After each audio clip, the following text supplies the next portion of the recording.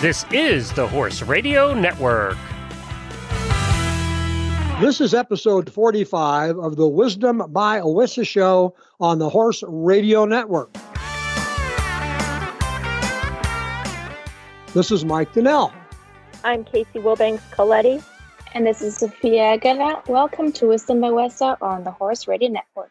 This podcast is brought to you by the Western and English Sales Association, WESA, which provides the world's largest trade events for retailers, manufacturers, and sales representatives of the equestrian industry. In this podcast, we feature exclusive interviews with noteworthy Western and English personalities, retailers, and exhibitors who you've always wanted to talk to. Don't miss out on all the news for manufacturers and retailers in the equine industry. Hi, Sophia. So today's guest that we are going to talk to opened up a permanent showroom at the DMC just fairly recently after WESA announced its relocation to the DMC. Can you tell us where you can find American Hat Co. there at the Dallas Trade Center? Yes, so American Hat Co. actually moved everything out of their showroom in Denver and relocated to the DMC just like WESA did. So their new showroom can be found on the 14th floor again. That's WESA's permanent Western English floor in room 14173. And last week, we featured XOXO Art and Company. And from their room, you just make a slight left and turn into the next hallway. And there you'll find American Hat Co. right away. And last week, you shared that the buyer registration for the January 2021 show has opened up already. What services and perks can retailers expect as a WESA buyer? So we're expecting an increase in international buyers just because of the two airports that Dallas has and the connection that they offer. So we're working with the DMC and we're actually offering both a national and an international buyers lounge. So buyers can print over there, use the Wi-Fi, relax, and there will also be translation services provided. Buyers can also attend a new buyer orientation at the DMC, which helps them to navigate the floors and just to ensure that their visit at WESA will be successful. And then just in general, there will be free high-speed Wi-Fi, of course, and complimentary shuttles that are running on all days of the trade shows, including pre-trade show days, to and from all the hotels. And WESA actually has a headquarters hotel this time, and buyers have another month and 2 weeks to sign up. All the rooms open up to buyers first, and then exhibitors and the press get to use our rooms after that. And that is the Embassy Suites by the DMC. Great. Well, I'm excited to hear today's interview. So let's get right to it and talk a little bit more about American Hat Company.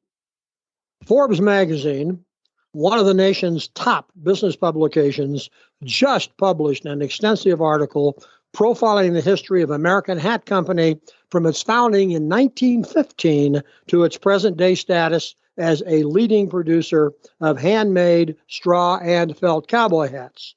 Keith Mundee, the company's president, joins us today to discuss the firm's heritage and future. Keith Mundee, thank you so much for spending some time with us on the Wisdom by WESA podcast. My pleasure to be here, Mike. Anything that's WESA related, we want to be a good partner with you.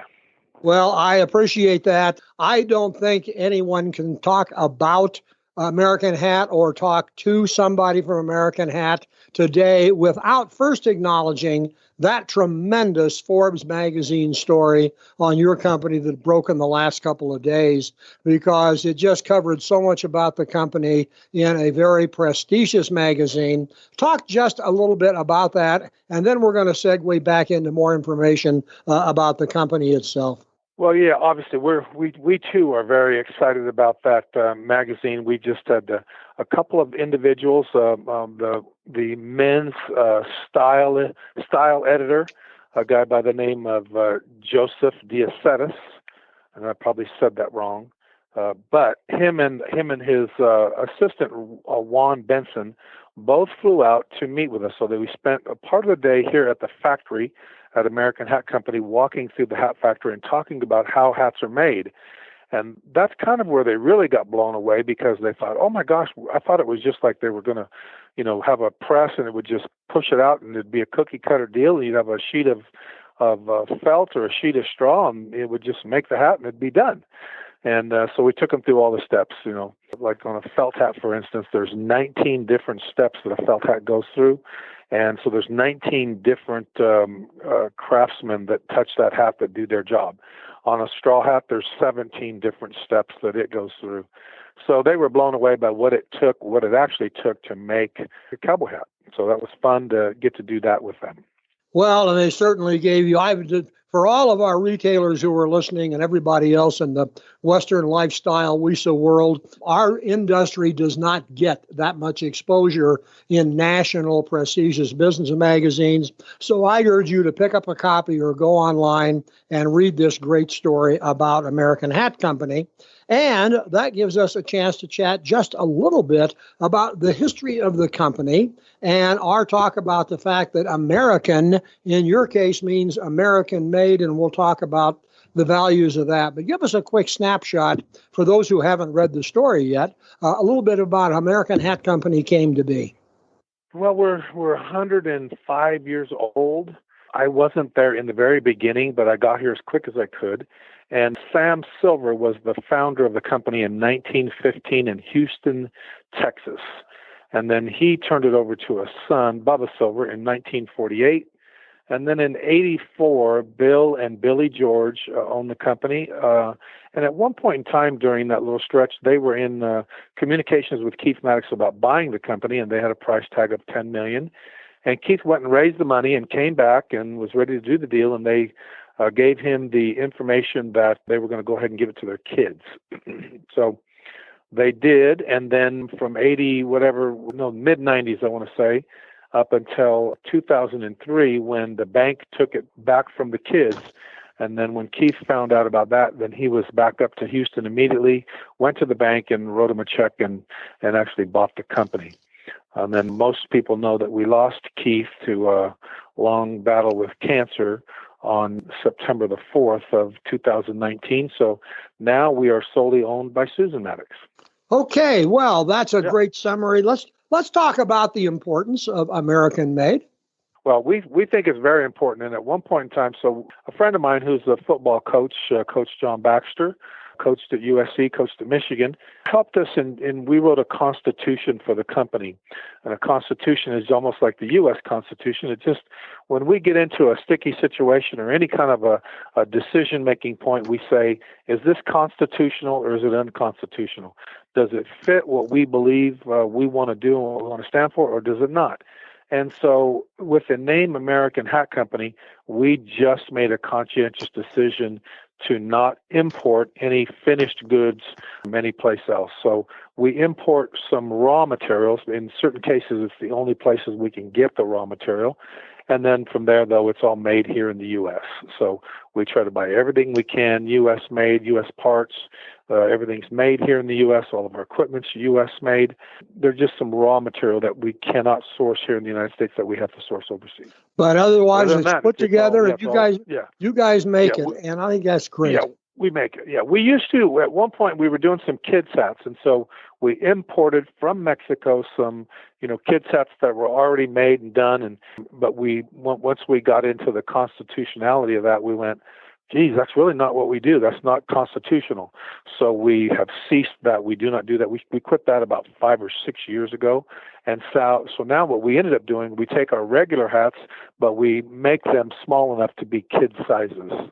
If you want a hat for a kid, we've got it. But it's just going to be like the adult hat, just a smaller brim, a smaller size. That's fantastic. And you're now up and running. You got through COVID-19 where you are. And so all of your retailers and your customers should know that the hats are coming out the door, correct? Yes. We're up and running. We were down, I want to say we shut it down April the 2nd, and then we were back up May 4th. Monte County, where the factory is located, is 932 square miles in the county. We had 6 cases out here, one fatality. That was a person that was in a rest home that had some other complications as well. And so they've green-lighted us to get back up again. And we're We've got masks, and we're not taking outside visitors, gloves, hand sanitizer. We've spaced the factory out so everybody's 8 feet apart. So we're just trying to do everything we can to be, safe and cognizant, but it really hasn't affected us here in terms of anybody here being sick or feeling the effects of it. Okay, there was a great quote in this article from you, and I'd like you to expand upon it. Let me read it to you and to the listeners. Bigger isn't better, better is better. And good, better, or best, never let it rest until your good is better and your better is best. Talk about how that fits into your philosophy. Well, again, it goes back to a friend of mine, football coach. We were sitting around a campfire at a horse-related event. We were just talking about things philosophically. We were actually talking about reticular activation. He really gets deep into some of those things. And so we were talking about reticular activation, and he asked about the retail store. And, I said, well, the Maddoxes also own a store in Fort Worth that's called the Best Hat Store. And that's when he said, good, better, best, never let it rest until the good is better and the better's best. And so I went, man, I love that. That sounds good. I made him say it for me 2 or 3 times till I get it down. And then when I first came to work for Keith Maddox, he asked me what my vision for American Hat Company would be. And at that point, we talked about a sweet spot. So in everything, there's a sweet spot. There's a sweet spot on a golf club, on a baseball bat. There's a sweet spot when you're going to deliver your rope and you're roping calves or team roping.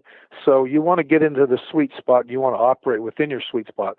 Well, the goal here is not to be the biggest hat company in the country. So we don't believe that bigger is better. We just believe better's better. Our goal is not bigger, but our goal is better. We just make the finest cowboy hat in the world, and that's our focus. And if we get a hat that comes up to the front, inspection tables are right outside Keith and I's offices here at the factory. And so in order for us to get from one place to the other, we have to walk by the inspection table. And so just as second nature, we start grabbing hats and feeling them. And then the people at that inspection table always know they can bring it to us and go, is that a problem or is that okay? And we'll, and invariably we just go, no, let's redo that. So we just don't want anything coming out of here. Now, to say that,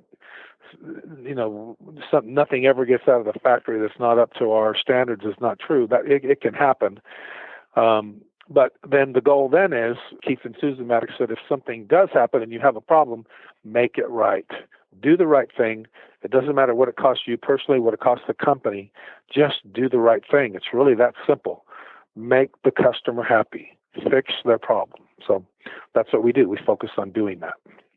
So what would come next in the cowboy hat business and American hat business? You've reached a level of success and a level of consistent quality. The brand is well known. Obviously, you're the ones that Forbes called. But as you move forward over the next 3, 4, 5 years, as we come out of the pandemic, as your company continues to look at things, anything that not confidential, of course, but what else might we expect from American Hat Company as the years go by in the future? One thing you can completely expect from us is we're just going to keep making cowboy hats. We have no intention of getting in the baseball cap business, the T-shirt business, the Western shirt business, the jean business. We're going to do one thing and one thing well. We subscribe to the philosophy of In-N-Out Burger, which we're just going to make great quality cowboy hats. The things that may be different would be our involvement, sponsorships throughout the industry. We've just embarked on an agreement with PRCA. The PRCA is coming out with a new product, and it's called the PRCA Junior Rodeo. And so at their full-fledged rodeos, at Salinas, at all the rodeos across the country, they're going to start offering junior rodeos. Then, so you could go there as a youth and enter up, and then you'll qualify for the junior NFR. So we've made a deal to be the official hat of that association. Our whole focus leading into this thing was branding. If you think about branding is a Western term. So as a rancher, what do you want to do? You want to brand a good crop of calves. And so that's us. We're just out there branding calves, and letting them grow up with the brand on there, and then hopefully they stay loyal and stay true to the brand, which I will say the majority have. You talked about this a bit in the story, but you can elaborate. Hats change, and hats, even in the rodeo world, hats change by event. You can almost tell a bull rider by the hat he wears, a bronc rider. But how have hats changed, even since you've been, or even before you came into the business, in terms of style? I'm sure quality material, that's a consistent, but the fashion writer was the one who called you from Forbes, and you have to assume that you guys have a knack for staying on top of what style of cowboy hat is going to be popular and when that popularity wanes and a new look comes in. Right. Well, in the felt hat business, the main things that are going to change there is colors, trims, or the height of the crown or the width of the brim. And so we have some ocean-going containers here in our parking lot that have old hat bodies in them from back in the days when we did the hats for the movie Urban Cowboy. And so when you go look at those hats, they have very, very tall crowns, very, very short brim. And so that's what's changed in the world of straw hats. Plus, straw hats used to be, in order to be cheap, they were made on a loom or on a machine. And so it was a plain white colored hat or, slightly colored hat and just had 3 eyelets in it. So that's changed. And now when our straw hat business, it's really all about fancy vents, hand woven, using a little bit of color, not crazy. We got, at one point we got crazy on the color thing, and we were doing, black and white hats and multicolored hats, and those things have kind of run their course, and we're back to more subtle colors, wheat, ivory, those types of colors, and now the kids are just shaping them different. So on the straw hat business, that's the side of it. But then felt hat, when it comes to colors, we jokingly, Keith and I would always say, somebody said, "What's your top selling color?" We'd say the top selling colors are black, black, and black. That's true. Yeah, and then, but so in order to get a guy that, is just stuck on a black hat, so we did 2 new colors last year, and one of them is called Black Cherry. And so in certain lights it looks black, but when you get it out in sunlight, you'll see a little hint of red in it. And the other one is called Midnight Blue, and it's the same thing, looks black in indoor lighting, and then you get it outside and you see a little hint of blue in it. So it gives that guy that wants that black hat a little fashion element to go with it as well. So do you serve as the fashion director for American Hat? We do it by a committee. So really what happened is we get some bodies in and we start looking at things. And then we start, whittling it down. A lot of times I'll bring in people, either customers, people at the factory, and I'll have hats in my office, and I'll say, "Tell me, out of that group over there, what do you like the best?" And then I'm writing down what their answers are and what they think they like. And then from there, then we come back, and it's usually Susan Maddox now. It would be before it was Keith. But it's Susan, myself, Stan Redding, and then we'll sit down and make the final decisions based on what we've heard people say over and over again without telling them ahead of time what everybody else is. Seems to work. Yeah. Now, we are the Wisdom by WESA podcast, and I know your firm has a long history and solid relationship with WESA, but talk a bit about where a group like WESA fits into your company, into the Western lifestyle world. Oh, WESA's been, huge. I mean, WESA, that Denver market there in January is undisputable the best market in the Western business. And so we've grown with WESA. We've had a great spot at the Denver market. And now, over there at Denver, we took over what used to be the bistro. And so now we've just got a new showroom in Dallas, and we've taken over what used to be called the Territory Bar. That's where our new booth is. So we have a little theme going of taking over old eateries and turning that into a hat showroom. So that's where we're at in Dallas now on the 14th floor, and we're excited about Dallas. You have a choice as you go into anything. You want to be positive, you want to be negative, and I think that Keith's brand was a plus and then an X, which stands for positive times. And we just make it a conscious choice that we're positive. We're going to be positive about everything going in.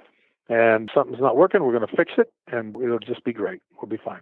Okay. Hey, listen, we've taken a lot of your time. You're busy making a lot of hats, but I thank you for spending the time with us on the Wisdom by WESA podcast and giving us the story behind American Hat, behind that great Forbes magazine story. And we appreciate you being courteous enough to share your thoughts with us. No, Mike, it's my pleasure. Anytime, anything you guys need from American Hat Company, we'll be glad to help in any way.